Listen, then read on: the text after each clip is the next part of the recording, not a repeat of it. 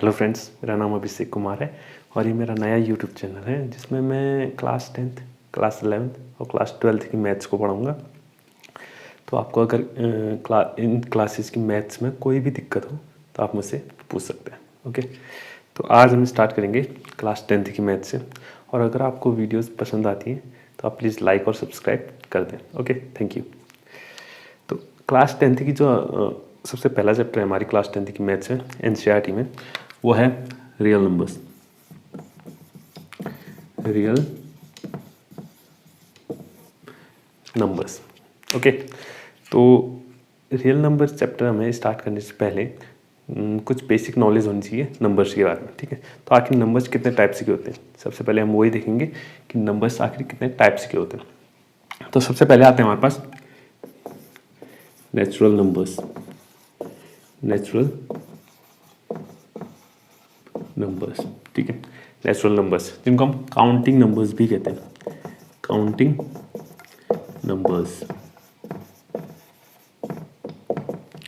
जब भी हम कोई चीज़ को काउंट करते हैं, ठीक है, जब भी हम कोई चीज़ को काउंट करते हैं या गिनते हैं तो कहाँ से स्टार्ट करते हैं? 1 से स्टार्ट करते हैं। ठीक है, तो इसलिए नेचुरल नंबर जो होते हैं वो 1 से स्टार्ट होते हैं। 1 2 3 4 एंड सो ऑन, ऐसे चलते रहेंगे। ठीक है, तो ये सारे नंबर क्या कहलाते हैं? हमारे नेचुरल नंबर्स कहलाते हैं या काउंटिंग नंबर्स कहलाते हैं।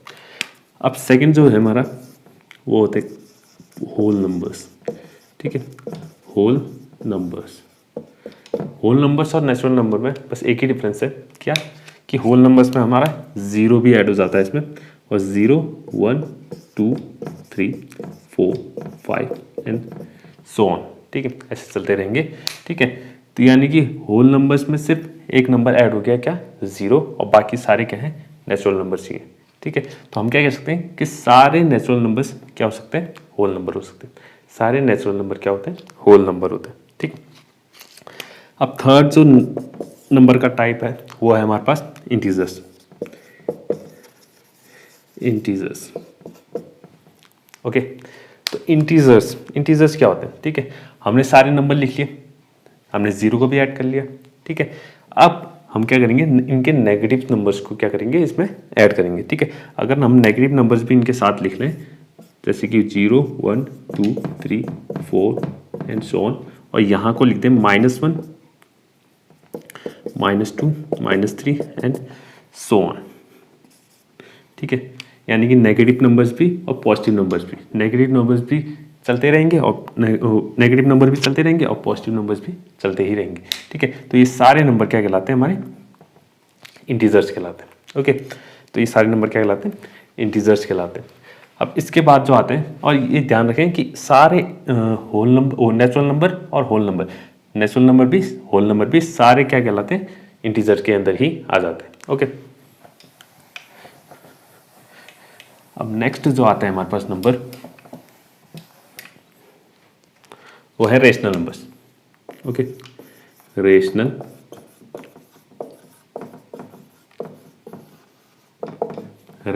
नंबर्स। ओके, अब रेशनल नंबर्स क्या होते हैं? रेशनल नंबर्स को हम सीरीज में नहीं दिखा सकते। ठीक है, यानी उनको एक एक करके नंबर करके लिख के नहीं दिखा सकते। ठीक है, तो इसके लिए एक डेफिनेशन होती है, एनी नंबर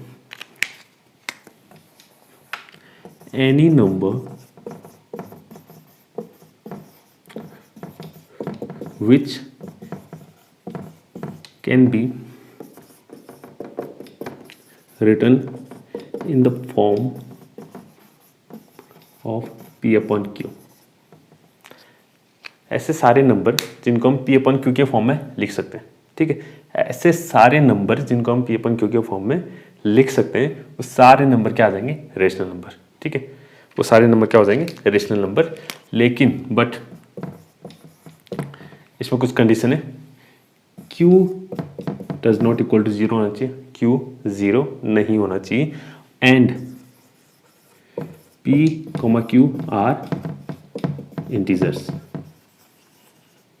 P और Q क्या होनी चाहिए? इंटीजर्स होनी चाहिए। ठीक है, तब जाके हम ये डेफिनेशन किसी भी नंबर पे हम लगा सकते हैं। ओके, यानी कि कोई ऐसा नंबर है जिसको हम P अपन Q के फॉर्म में लिख सकते हैं और Q हमारा 0 नहीं आ रहा है और P और Q दोनों क्या हैं? इंटीजर्स हैं, तो हम उस नंबर को क्या कह सकते हैं? रेशनल नंबर कह सकते हैं। ओके, अब नेक्स्ट जो आता है इरेशनल नंबर्स, जो कि इस चैप्टर में बहुत यूज होगा।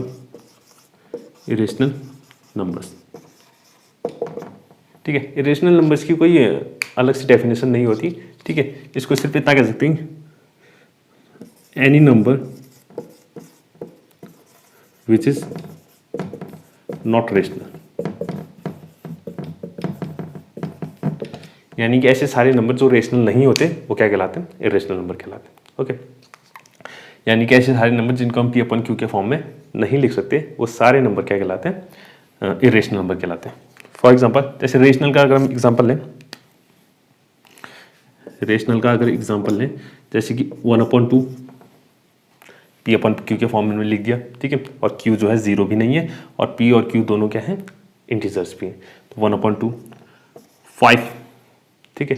5 भी क्या होगा, एक रेशनल नंबर को, क्योंकि 5 को हम 5/1 लिख सकते हैं, ठीक है। पी अपन क्यू के फॉर्म में लिख सकते हैं इसको।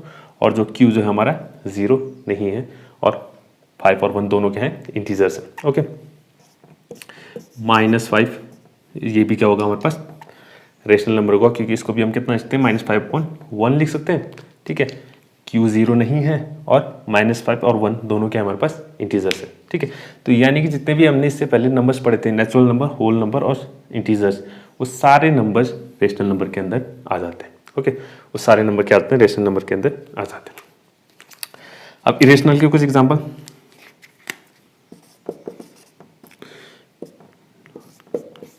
√2, ठीक है। √2 को हम पी अपन क्यू के फॉर्म में नहीं लिख सकते, और अगर इसको सॉल्व करने की कोशिश करें तो ये डेसिमल चलता ही रहेगा और कभी खत्म नहीं होगा, ठीक है। और इरेशनल नंबर का जो फेमस एग्जांपल है वो है पाई, ठीक है। पाई की वैल्यू जो होती है हमारे पास 3.141519 एंड सो ऑन, ऐसे चलते ही रहेगी और ये कभी खत्म नहीं होगी, ठीक है। तो इसको भी हम पी अपन क्यू के फॉर्म में नहीं लिख सकते, तो ये कैसा नंबर है, इरेशनल नंबर है। ओके, हाँ, इरेशनल नंबर के बारे में हम इस चैप्टर में आगे पढ़ेंगे और इसके क्वेश्चन भी सॉल्व करेंगे। ओके, तो हमने रेशनल और इरेशनल दोनों देख लिए।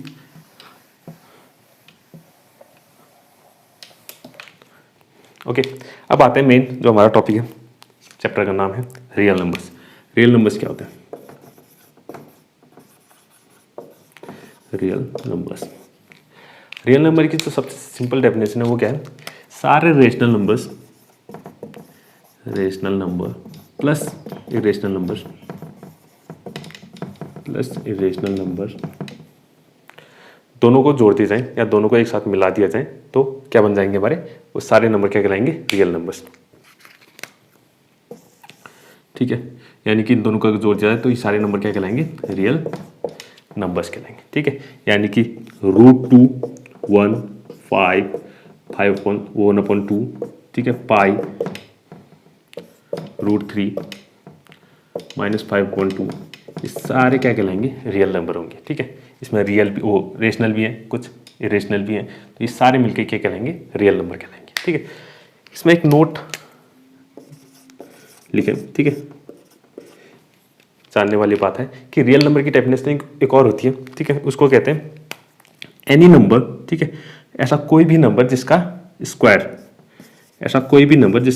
कैसा है, पॉजिटिव है। ऐसा कोई भी नंबर जिसका स्क्वायर क्या है, जिसका स्क्वायर करें और नंबर हमें कैसा मिले, पॉजिटिव मिले, तो वो सारे नंबर क्या कहलाते हैं, रियल नंबर कहलाते हैं, ठीक है। वो सारे नंबर क्या कहलाते हैं, रियल नंबर कहलाते हैं।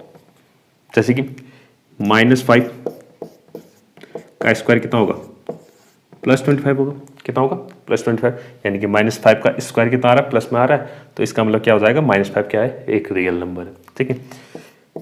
√3 का स्क्वायर कितना हो जाएगा, +3 हो जाएगा, ठीक है। तो यानी कि इस नंबर √3 का स्क्वायर कर रहे हैं तो कितना आ रहा है, पॉजिटिव में आ रहा है, तो इसका मतलब √3 भी कैसा नंबर है, रियल नंबर है। √3 भी कैसा नंबर है, रियल नंबर है। लेकिन अगर हम √-3 का स्क्वायर करें, रूट कितने का स्क्वायर करें, -3 का स्क्वायर करें, तो ये हमारे पास मिलेगा -3, कितना मिलेगा, -3। इस नंबर का स्क्वायर जो आ रहा है वो कैसा आ रहा है, नेगेटिव आ रहा है, कैसा आ रहा है, नेगेटिव आ रहा है। तो इसका मतलब ये है कि √3 जो है नॉट रियल नंबर, यानी कि -√3 जो है हमारे पास रियल नंबर नहीं है, ठीक है। रूट -3 जो है रियल नंबर नहीं है, ठीक है। तो इसकी एक ये डेफिनेशन भी होती है। तो ये हमने पढ़ा अभी क्या, नंबर सिस्टम्स के बारे में, यानी नंबर्स के बारे में। अब आते हैं हम इस चैप्टर की एक्सरसाइज में, ठीक है। Exercise 1.1, exercise 1.1, exercise 1.1। एक्सरसाइज 1.1 में जो हमारा पहला क्वेश्चन है वो है express each number as a product of its prime factors.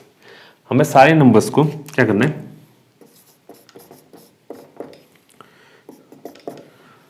उसके प्राइम फैक्टर्स के प्रोडक्ट में लिखना है, ठीक है।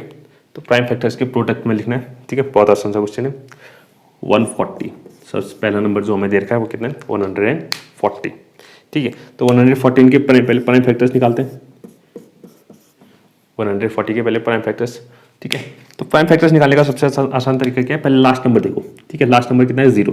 लास्ट नंबर अगर 0, 2, 4, 6, 8, ठीक है।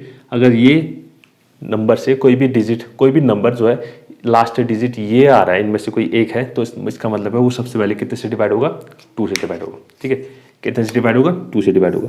तो इसके लास्ट में 0 है, यानी कि 0 है, तो ये 2 से आराम से डिवाइड हो सकता है। 2 7 14 और 2 0 0, 2 7 14 और 2 0 0। फिर से लास्ट में कितना आ गया, 0 आ गया, यानी कि फिर से 2 से डिवाइड हो जाएगा। 2 3 6 और 2 5 10, ओके। अब लास्ट में कितना आ गया, 5। अब 5 इसमें नहीं आता, यानी कि 2 से डिवाइड नहीं होगा, ठीक है।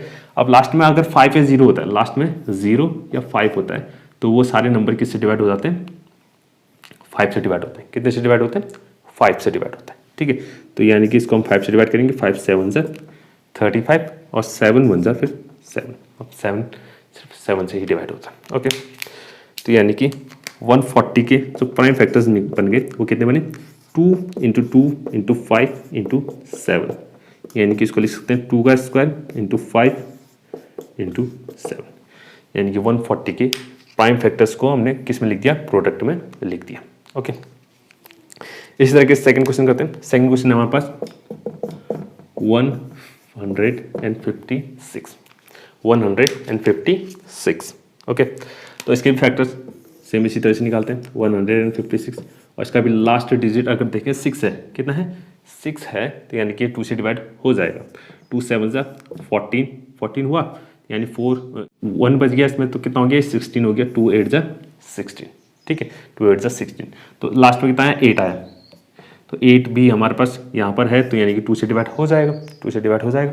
2 3 6 और 1 बच गया, 2 8 18 हो गया, 2 9 18, 2 9 18। अब लास्ट में कितना आ गया, 9 आ गया। अब 9 ना कि यहाँ आता है और ना ही यहाँ आता है, ठीक है। तो ये ना 2 से डिवाइड होगा, ना कितने से डिवाइड होगा, 5 से डिवाइड होगा, ओके। तो अब इसका देखना 3 से डिवाइड होने वाले जो जितने भी नंबर होते हैं, 3 से डिवाइड होने वाले जितने भी नंबर होते हैं, उन नंबरों के डिजिट का सम हमेशा क्या आता है, 3 से 3 की टेबल में जो नंबर है वही आता है, ओके, ठीक है। जैसे हम इन दोनों को क्या करें, ऐड कर लें। 9 + 3 कितना होता है, 12। 9 + 3 कितना होता है, 12। अब ये जो 12 आया है, ये 3 की टेबल में आता है। 12 क्या आता है, 3 की टेबल में आता है, ठीक है। तो इसका मतलब ये नंबर 3 से डिवाइड हो जाएगा, यानी कि कोई भी नंबर है उसके डिजिट को अगर हम ऐड करें और ऐड करने के बाद जो आंसर आ रहा है, अगर वो 3 की टेबल में नंबर वो आता है, तो इसका मतलब वो पूरा डिजिट, पूरा नंबर 3 से डिवाइड हो जाएगा, ठीक है। तो 39 की 12 आ रहा था, और 12 जो है 3 की टेबल में आता है, तो यानी कि 3 से डिवाइड हो जाएगा। 3 1 3 और 3 3 9। अब 13 क्या है, 13 सिर्फ 13 से ही डिवाइड होगा, ओके। तो इसको भी हम प्राइम फैक्टर्स में लिख सकते हैं, यानी कि 156 इज इक्वल टू, ये हो जाएगा हमारे पास कितना, 2 × 2 × 3 × 13, यानी कि 2 स्क्वायर × 3 × 13, ये हो गए इसके प्राइम फैक्टर्स, ठीक है। और प्राइम फैक्टर्स को हमने प्रोडक्ट में भी लिख लिया, ओके।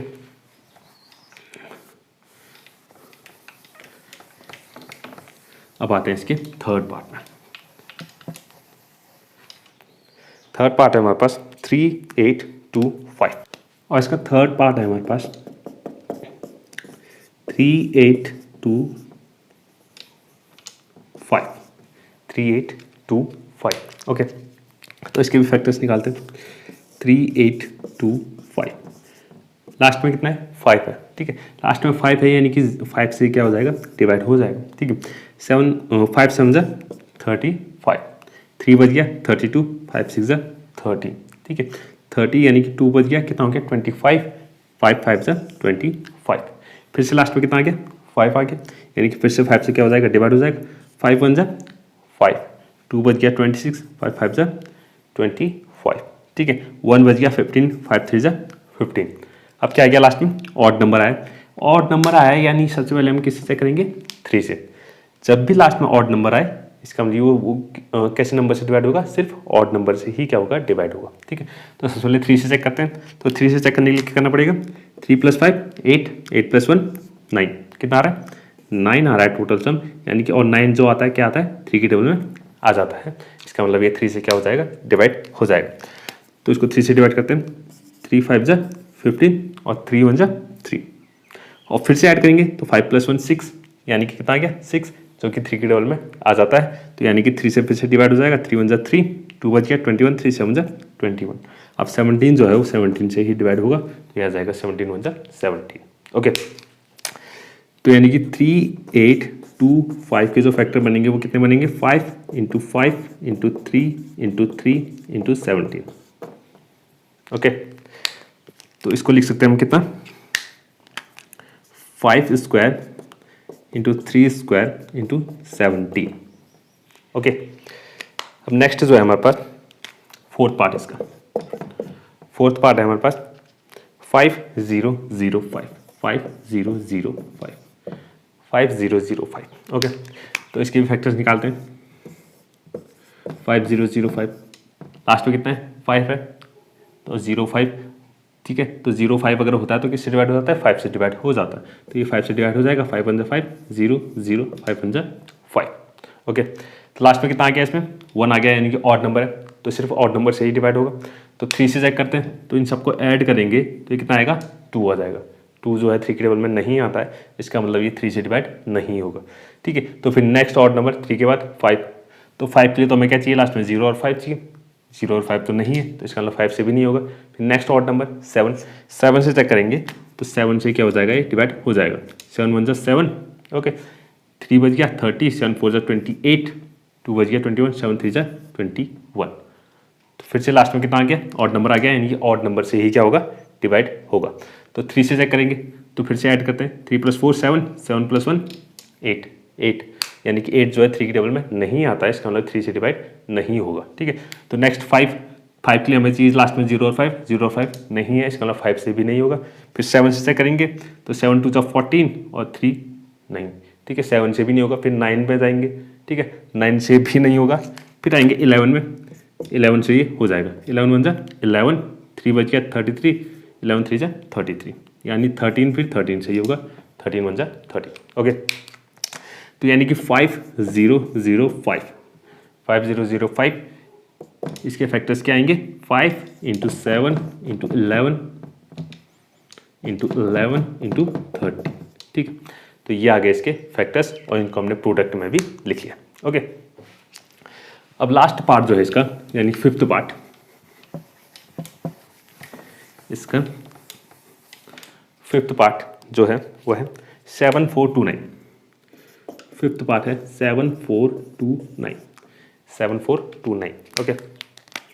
तो इसके भी फैक्टर निकालते हैं, 7 4 2 9, तो लास्ट में ऑड नंबर है, फिर से कितना है ऑड नंबर है। पहले 3 से चेक करेंगे, तो 3 से अगर चेक करेंगे तो ये होगा कितना 9 + 2 11, 11 + 4 15, 15 + 7 22, 22 आ रहा है, तो इसका मतलब 3 की टेबल में 22 नहीं आता है, तो ये 3 से डिवाइड नहीं होगा, ठीक है। तो नेक्स्ट 3 के बाद नेक्स्ट ऑड नंबर 5, 5 के लिए हमें लास्ट में 0 और 5 चाहिए, 0 और 5 नहीं है, तो 5 से भी नहीं होगा। फिर और अगला नेक्स्ट ऑड नंबर 7 में जाएंगे, उससे भी नहीं होगा, तो 9 में जाएंगे, 9 से नहीं होगा, फिर 11, फिर 13, फिर 15, फिर 17, ठीक है। जैसे 17 में पहुंचेंगे तब पता चलेगा कि 17 से ये डिवाइड हो जाएगा, ठीक है। 17 4 जा 68, 17 4 जा 68, 6 बच गया 62, 17 3 जा 51, ठीक है, 51, यहाँ 11 बच गया, तो 11 ये हो गया ना 119, 17 7 जा 119, ओके।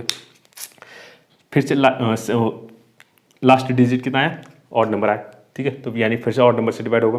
ठीक है, तो सबसे पहले 3 से चेक करते हैं। तो 3 से चेक करने के लिए 7 + 3 10, 10 + 4 14, 14 3 के टेबल में नहीं आता है, तो इसका मतलब 14 ये 3 से डिवाइड नहीं होगा। ओके, 5 से तो बिल्कुल नहीं होगा क्योंकि 0 और 5 नहीं है लास्ट में।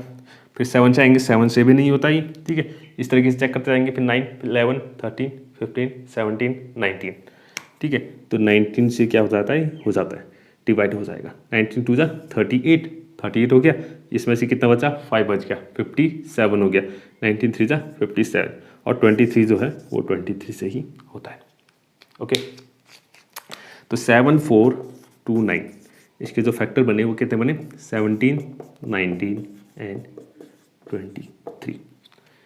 ठीक है, तो ये इसके क्या बन गए, फैक्टर्स बन गए। ओके, तो इनको हमने प्रोडक्ट में भी लिख लिया। तो ये था हमारा पहले क्वेश्चन का आखिरी पार्ट। ठीक है, तो आज सिर्फ इतना ही करते हैं, बाकी अगली वीडियो में हम इसकी अगले क्वेश्चन करेंगे और इस एक्सरसाइज को कंप्लीट करेंगे। ओके, तो आपको अगर ये वीडियो पसंद आई हो, ठीक है, तो लाइक और सब्सक्राइब करें। ठीक है, और अगर आपको कोई भी क्वेश्चन में दिक्कत हो, किसी भी क्लास की मैथ्स में दिक्कत हो, तो आप कमेंट में पूछ सकते हैं। ठीक है, और मैं पूरी कोशिश करूँगा उसे बताने की। Okay, thank you.